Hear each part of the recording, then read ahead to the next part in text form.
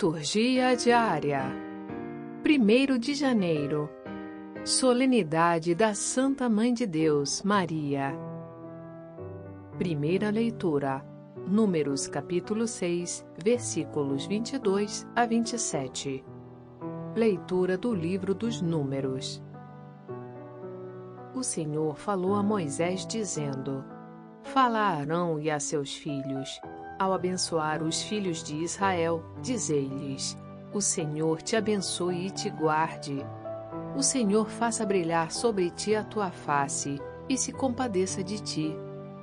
O Senhor volte para ti o seu rosto e te dê a paz. Assim invocarão o meu nome sobre os filhos de Israel, e eu os abençoarei. Palavra do Senhor. Graças a Deus. Salmo Responsorial 66. Que Deus nos dê a sua graça e sua bênção. Que Deus nos dê a sua graça e sua bênção, e sua face resplandeça sobre nós. Que na terra se conheça o seu caminho, e a sua salvação por entre os povos.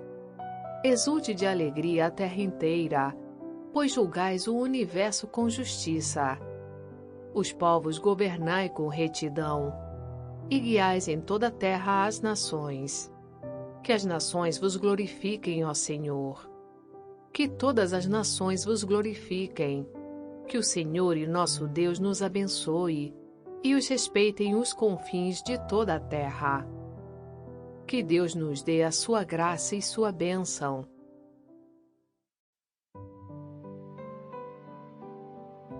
Segunda leitura. Gálatas capítulo 4, versículos 4 a 7. Leitura da carta de São Paulo aos Gálatas.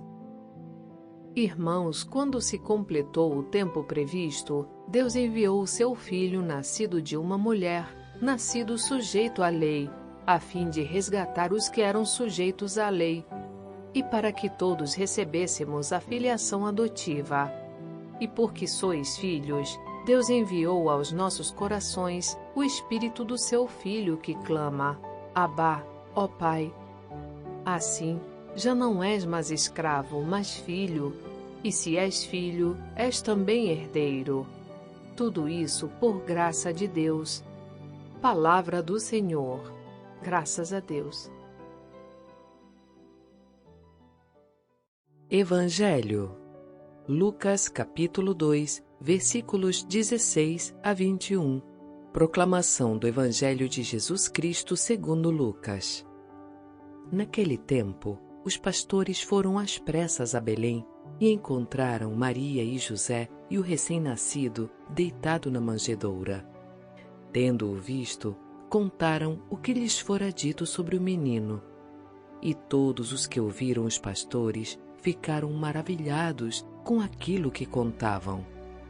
Quanto a Maria, guardava todos estes fatos e meditava sobre eles em seu coração. Os pastores voltaram, glorificando e louvando a Deus por tudo que tinham visto e ouvido, conforme lhes tinha sido dito. Quando se completaram os 8 dias para a circuncisão do menino, deram-lhe o nome de Jesus, como fora chamado pelo anjo antes de ser concebido.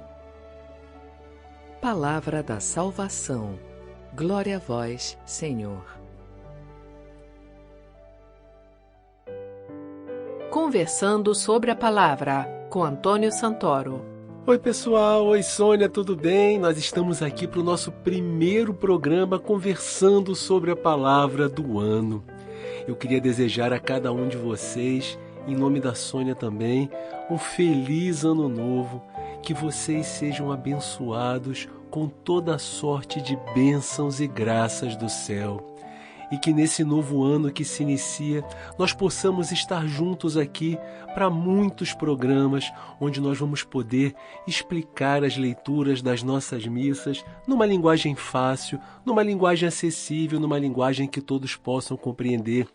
Esse é o nosso programa Conversando sobre a Palavra. E nesse primeiro programa do ano, nós celebramos a solenidade de Maria, Mãe de Deus. Pessoal, essa é a solenidade que nos convida a contemplar a figura de Maria, aquela que foi escolhida por Deus para ser a mãe do nosso Salvador Jesus Cristo. Nós somos convidados a contemplar a figura de uma mulher que, através do seu sim ao projeto de Deus para a sua vida, nos permitiu receber a Jesus nesse mundo, permitiu que Deus viesse ao nosso encontro. Hoje também, gente, a gente celebra o Dia Mundial da Paz, que foi comemorado pela primeira vez no ano de 1968. Ele foi um pedido feito pelo então Papa Paulo VI, que propôs ao mundo que todos os homens de boa vontade rezassem pela paz nesse dia.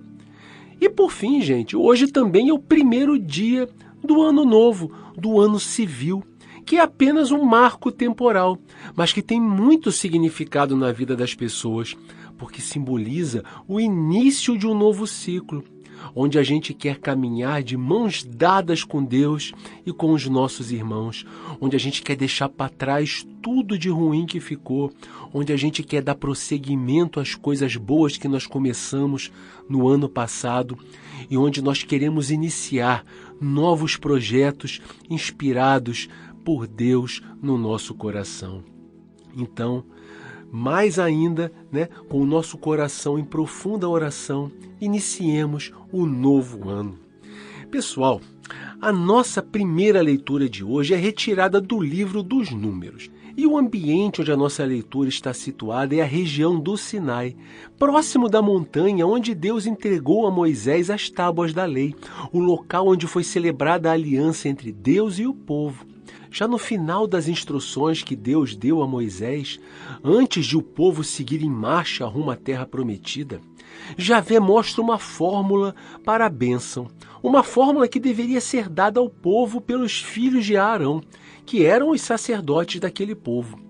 Essa bênção nos é apresentada pelo autor do nosso livro como uma dádiva concedida por Deus ao povo, mas muitos estudiosos acreditam que se tratasse de um ritual litúrgico, que era utilizado no Templo de Jerusalém para abençoar o povo antes de voltarem para as suas casas. Talvez essa última interpretação seja decorrente da primeira. A história original que foi contada, talvez não.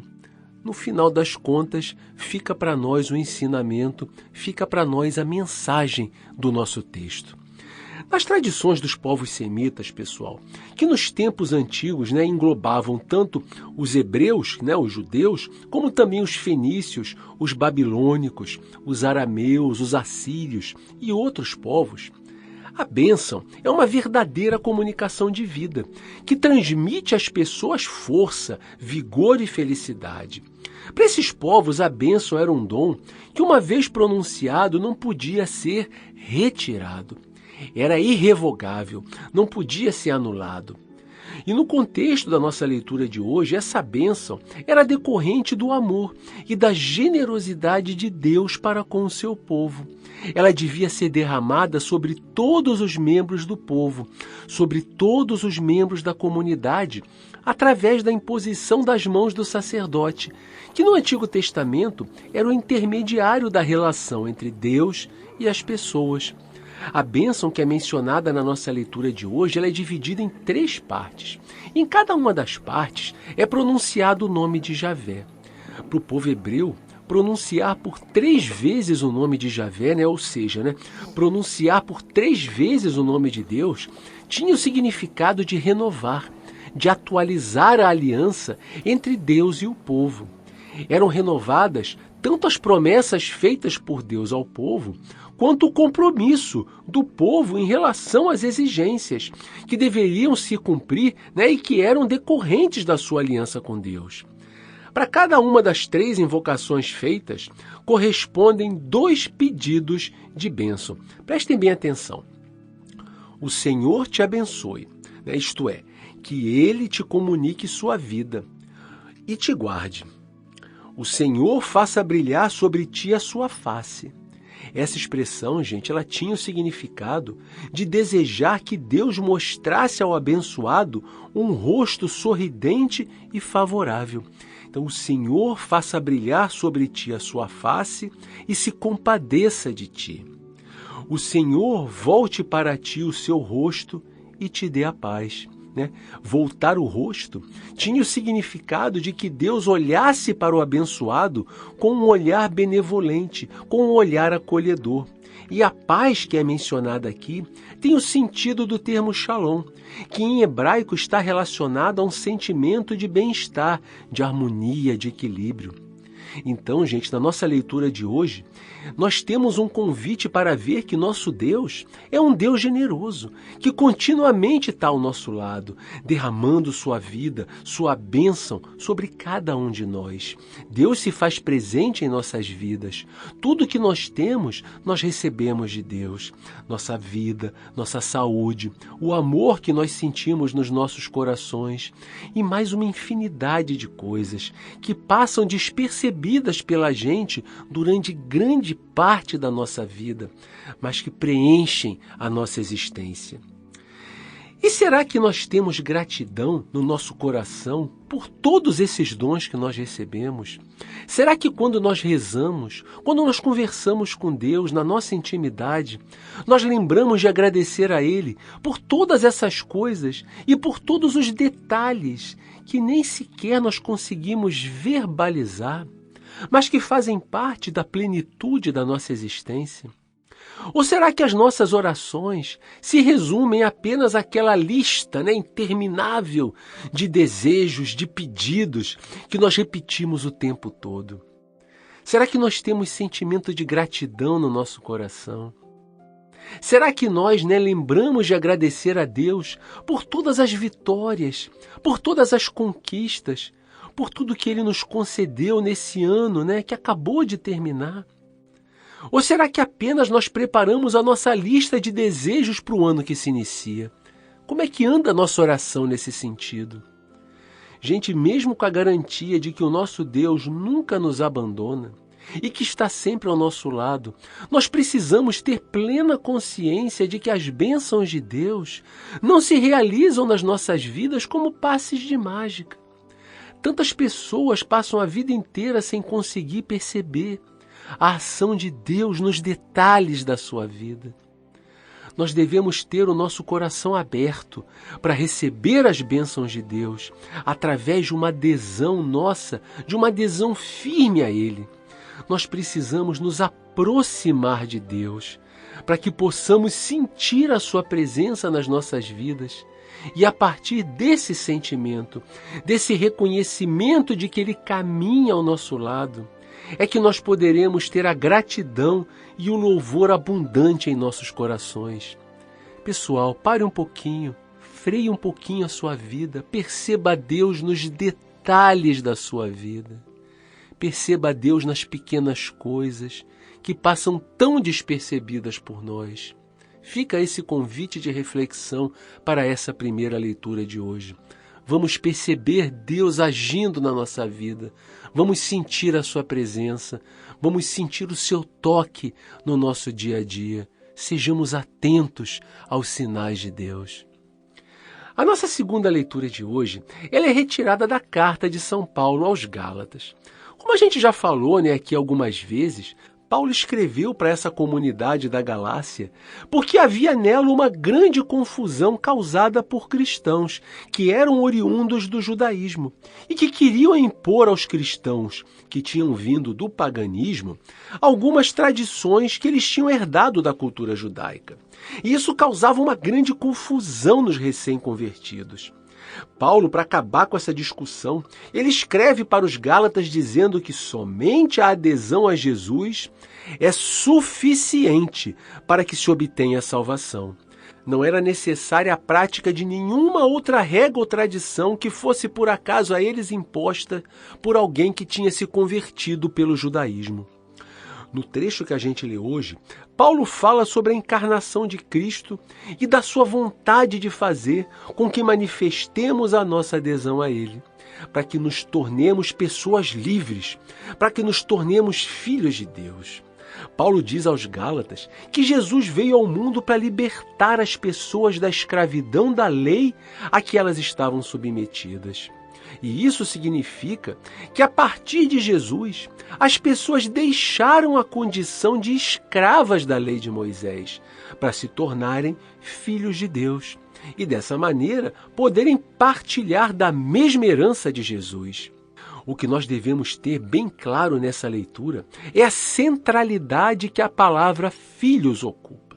Jesus veio ao mundo para libertar as pessoas da escravidão da lei, ou seja, da escravidão de uma religião que repleta de rituais, só servia para agregar a eles rituais que nada significavam em si mesmos, porque esses mesmos rituais não colaboravam para uma aproximação verdadeira entre o ser humano e Deus. Eram apenas rituais que tinham que ser cumpridos porque essa lei assim exigia. Por isso as pessoas eram escravas da lei. Não é esse tipo de religião que aproxima as pessoas de Deus. Jesus, quando se identificou com as pessoas, ele fez com que as pessoas mudassem de patamar. Elas deixaram de ser escravas ligadas a uma lei e passaram a ser filhos livres e amados de Deus. É nessa condição de filhos, que elas se tornaram também herdeiras da vida eterna juntamente com Jesus. Nessa nova situação, as pessoas que se tornaram filhas de Deus, elas podem agora chamar Deus de Pai. Paulo expressa essa relação de pai através da palavra Abba, que demonstra uma intimidade muito grande, a intimidade que uma criança tem com seu pai. Uma relação que demonstra carinho, confiança, uma confiança inabalável, proximidade, amor. Os judeus, eles nunca haviam se referido a Deus dessa forma. Isso foi uma grande novidade para eles. Era dessa forma que Jesus se referia ao Pai, para demonstrar para as pessoas a grande intimidade e a proximidade que eles tinham. E foi dessa forma que ele ensinou aos seus discípulos a rezarem, se dirigindo a Deus como Pai. E nós? Como é a nossa relação com Deus? Será que nós vemos em Deus esse Abba que Jesus quis nos mostrar e que Paulo tenta mostrar aos Gálatas na leitura de hoje? Será que nos identificamos com esse Deus que é próximo de nós? Será que temos a confiança incondicional nele? Uma confiança que uma criança tem no seu pai? Será que nós vemos nesse Deus o pai amoroso que a criança vê no seu paizinho? Por outro lado, gente, nós precisamos também refletir sobre as nossas práticas religiosas, a nossa experiência como católicos, como cristãos. Será que ela nos amadureceu ao ponto de nos levar a assumir verdadeiramente os valores do reino de Deus que nos foram propostos por Jesus e fazer com que eles transformem a nossa vida, com que eles transformem o nosso dia a dia, o nosso proceder, com que eles transformem os nossos relacionamentos interpessoais, principalmente aqueles com as pessoas que estão mais próximas da gente, porque é aí que começa tudo. Ou a nossa prática religiosa, a nossa vivência da religião, nos aproxima mais daquelas pessoas que eram escravas da lei e faz com que tenhamos apenas uma religião de protocolos, de cumprimento de obrigações, uma religião que atormenta a nossa cabeça, uma religião que nos faz bater ponto na igreja quando nos sentimos obrigados, quando o padre convoca, mas que é uma religião vazia quando nós pensamos numa transformação verdadeira do nosso coração. Será que a religião nos faz pessoas melhores? Ou apenas nos prende a rituais vazios que nada significam para Deus? Jesus veio nos libertar de tudo isso. Jesus veio nos libertar das práticas vazias. Jesus veio nos libertar da escravidão da lei. Ir à igreja, rezar, ter os nossos rituais particulares é importante, mas não pode resumir a nossa religião. A nossa religião precisa fazer com que esses atos, com que esses rituais tenham um efeito prático na nossa vida, que eles sejam momentos de verdadeira reflexão, onde haja uma mudança, uma conversão do nosso coração, onde nós possamos ser transformados pelos ensinamentos de Jesus que nós aprendemos na igreja. É isso que deve compor a nossa religião, fazer de nós pessoas em transformação constante para melhor, para que se aproximem desse ideal que é Jesus. Não façamos da nossa religião uma escravidão, um cumprimento de protocolos, algo que perturba a nossa cabeça. Façamos da nossa religião a libertação da nossa alma e da nossa vida de tudo o que nos prende às coisas ruins. É só assim que ela tem significado. O nosso evangelho de hoje, que é escrito por Lucas, nos mostra os pastores que se dirigiram a Belém, onde eles encontram o menino Jesus deitado numa manjedoura. Da mesma forma que em outras ocasiões, o evangelista não está interessado em fazer para a gente uma reportagem a respeito do nascimento de Jesus. O interesse de Lucas é fazer uma catequese a respeito do nascimento de Jesus, mostrando para os seus leitores, quem era esse menino e qual foi a missão que havia sido dada a ele por Deus. Lucas quer nos mostrar que a vinda de Jesus ao mundo trouxe para a gente a chegada do tempo da salvação prometida por Deus. Jesus veio nos trazer essa proposta de libertação que Deus tinha para nos oferecer. Para isso, para nos trazer essa proposta, Deus se materializou no mundo dos homens, por intermédio do sim de Maria e na pessoa de Jesus. O nome de Jesus, que significa Javé salva, já havia sido indicado pelo anjo. Um outro fato que nós devemos perceber, gente, é que esse anúncio da chegada do Salvador foi feito em primeiro lugar para os pastores, que simbolizam exatamente uma classe de trabalhadores marginalizada, considerada impura e pecadora de acordo com a religião deles, e que por estas razões estava muito longe da salvação de Deus, na concepção dos doutores da lei daquela época. Com isso, Lucas quer nos mostrar que a proposta salvadora de Jesus é direcionada primordialmente aos marginalizados, aos excluídos, aqueles que a sociedade dá pouco ou nenhum valor, o que considera como pessoas indignas de desfrutarem um dia da salvação de Deus. Ela é destinada, em primeiro lugar, para aqueles que a teologia daquela época desconsiderava, excluía, marginalizava. Lucas nos diz que Deus ama essas pessoas e conta com elas para que o anúncio do reino de Deus seja propagado. Percebam também como os pastores, logo após receberem o anúncio da chegada do menino Salvador, rapidamente se dirigem ao seu encontro. O Evangelho se utiliza da expressão às pressas para narrar esse momento. Essa expressão ela demonstra com muita clareza a ânsia com que eles, que são marginalizados e excluídos, esperam a ação libertadora de Deus acontecer nas suas vidas. Eles reconhecem em Jesus o Salvador e rapidamente correm para o seu encontro. E a disponibilidade para acolher o reino de Deus e as suas propostas é uma das primeiras coisas que Jesus sempre espera da gente. Logo após, os pastores, logo após eles terem encontrado Jesus, eles começam a louvar e a glorificar a Deus por tudo que eles tinham visto e ouvido. Gente, somente quem tem a ânsia pela libertação tem uma resposta tão imediata de gratidão.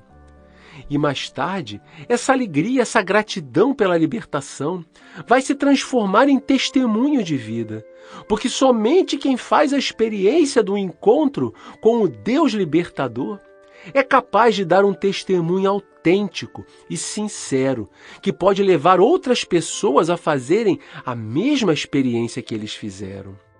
E por fim, nós vemos a atitude de Maria, que guardava todos esses fatos e meditava sobre eles em seu coração.